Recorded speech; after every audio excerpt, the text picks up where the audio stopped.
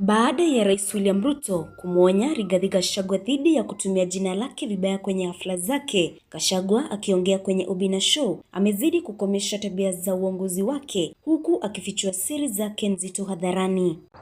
Mwaka wa 2022, mwaka ambao aliweza kuunga mkono William Ruto ili kuwania uongozi, anajuta kutenga njia na Uhuru Kenyatta huku akiwaomba wananchi msamaha na kuwaridhia kumpa nafasi nyingine. When I became member of parliament for this constituency in 2017, we had an extremely good relationship. Okay. Until William Ruto came in between us, you know.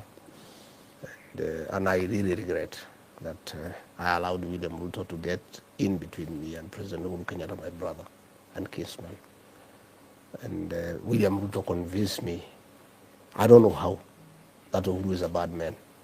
Despite the fact that I was his PA and I had known him longer than I had known William Ruto.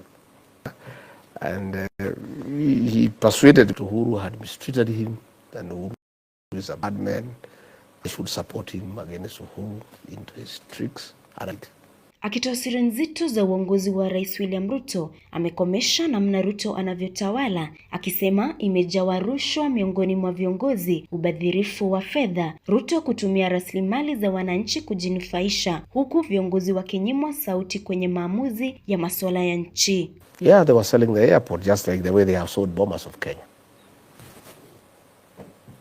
Bomas of Kenya, somebody has been given, a fellow from Turkey has been given a lease for 99 years. You know, and they are also using government money from the tourism fund to give to the guy to improve the facility. Lease it to somebody, then use government funds and give to the guy. It's pure theft. You know, Kenya now is a criminal enterprise. In fact, State House is a sin of crime. For practical purposes. Hii ni serikali tu ya ukora na biashara. And I can tell you, in another 2 years, if things go the way they are going, there will be no country. There was an airport that was supposed to be put on the border of Narok and Kisii. Okay. The president has relocated that airport to his land in Kilgoris, yeah, for his own use. There is another one he has proposed near Narok town, which he has said it will be done within 6 months. Pamoja na hayo, Gachagua amekiri kwamba Rais William Ruto ndiye chanzo cha kukamatwa kwa viongozi na watu wanaojifahamisha kuwa maafisa wa usalama. When security guards from Amangena were withdrawn, when bodyguards from Uhuru Kenyatta were withdrawn, it is William Ruto who authorized. There is nobody else who can authorize anything of a retired president outside the president himself. It was said it was you. Or how? From which authority? He sent his people. Which I am asking with which authority? I was just a principal assistant to the president. I had no authority over a president. That is his peer. They are the same level. So any mistreatment done to Uhuru Kenyatta, his property in Northlands, anything done, whether positive or negative, I want to put it here today on record, has the full authority of President William Ruto, because that's the way protocol works. There is nobody who can say as deputy president or as minister, atienda kwa Uhuru utoe askari. Utakuwa wewe ni nani? That is a sitting president. Akimrejelea kama mtumizi wa uongo na mwenye kiburi, Gachagua amelaani vitendo za William Ruto, haswa mauaji kwa vijana, utekaji nyara, huku akimsulutisha kuwaomba wananchi msamaha. Even if he apologized to me, is meaningless. Me, I'll forgive him because I'm a Christian. But what about the people of Kenya? What about the payslip holders whose payslips he has raided? Will he apologize to them? What about the parents and relatives of the Gen Zs whom he killed? What apology can he give? Even today, you know, he has never apologized. I would have expected when he was talking to that president and he was lying that the families have been brought back together, he would even have the moral conscience to offer an apology to the Gen Zs and to their parents and to the people of Kenya that they were killed. Yeah? How do you apologize to those families? How do you apologize to people who are going to hospital and SHA is not working? How do you apologize to teachers and students whose schools have collapsed because of non-funding? How do you apologize to people whose businesses have collapsed because of non-payment of pending bills?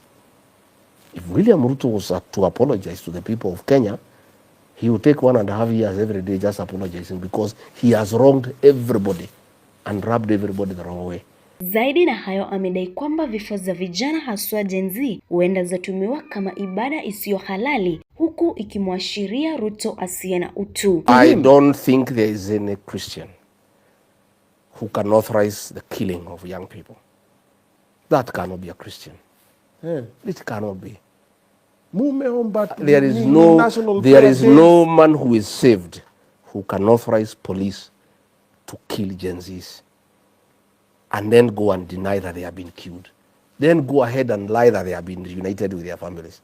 There is no Christian. I don't want to pass judgment because it is wrong. The Bible tells us don't judge anybody else. But in this matter, anybody who can kill young children cannot be a Christian. And you know, I don't know what is this obsession with young people and children. Back in the year 2007, in a church in Kiambaa,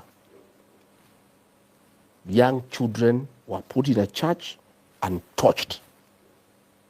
And when the parents tried to get the children out so that the parents can die alone and the children can remain for future generations, the people sent to do that work got the children and put them back into the church, and it was tortured. You know?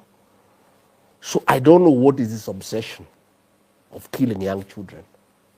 I don't know whether it's a cult, whether it's devil-driven, that you need the blood of young children. And I want to say this, and I want to be on record. The crisis that we face as a country, the challenges William Ruto faces as president, why nothing is working and everything is crumbling around him, is because the president is haunted by the blood of the Gen Zs. And he will never have peace. I want to say that on record. President William Ruto will never know peace because of the blood of the Gen Z children that he authorized to be shed.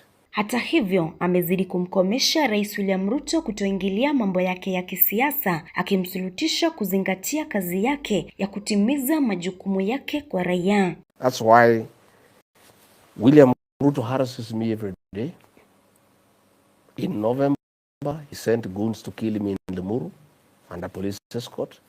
Up to today, the people who wanted to kill me have never been arrested. The pictures are all over. I had a DCI the other day telling me to go and report to police. When they saw the violence, they saw the pictures, they did nothing about it. Today I went to Shamata in Nyandarua. A policeman threw tear gas at me. You know, the Christians. That policeman is still there. Here he was promoted from an inspector to chief inspector. You know, another day Pastor Dorcas was having a Christian prayers here in Nyeri. A leader of the criminal gang who now works directly under the president and the deputy president went and with other criminals chased her away from the meeting, harassed Christians. Nothing has been done. Another day, in a manner similar to what happened in Kiambaa Church, where William Ruto was part and parcel, goons were sent by the president to PCA Mweki Church to attack me and Christians inside the church. They desecrated the altar. The MCA for Umoja is the one with the governor who had sent those criminals under the direction of William Ruto. Today, nobody has ever been arrested. Yesterday, goons were sent to disrupt the launching of my party. They came under police escort. You have heard the CS Interior saying that those people who are throwing stones at us and attacking us, that they had come and were not paid. To start with, we don't pay people to come to our meetings the way William Ruto does. He has to pay people to go to his meeting. I don't pay anybody to come to my meeting. Those are gangs. And the CS should know. Even lying requires some little intelligence. You know, people are very intelligent. So the president has been trying to intimidate me every day. When William Ruto was calling them criminals, this guy here, Rigiji, stood up and said the Gen Zs are not criminals. They were sons and daughters. They should not be killed. They should be heard, and they should be given a chance. That is a clear demonstration and a clear testimony that I believe in the Gen Z, and I love working with them. I would therefore want an opportunity to be that leader who will bring the Gen Z to the decision-making table and allow them to do what they know. I would want to be given an opportunity to lead this country so that I can work with Kenya's best, the Gen Z. These are young people who are innocent, who are tribeless, and who are patriotic and who love their country. They are knowledgeable and energetic. What a privilege that I would have to get an opportunity to work with them. But it's not possible for me to work with the Gen Z unless I'm president, because it is country. That is the person who would allow them to work and let them be. Anybody else below the president cannot make that decision. But I have demonstrated my faith in the Gen Z, and if given an opportunity to be the president of this country, they will be my partners in the governance of this country. We would work together, and I would eventually mentor them and exit the space and allow them to take over. Priska Kimani, Priki Media.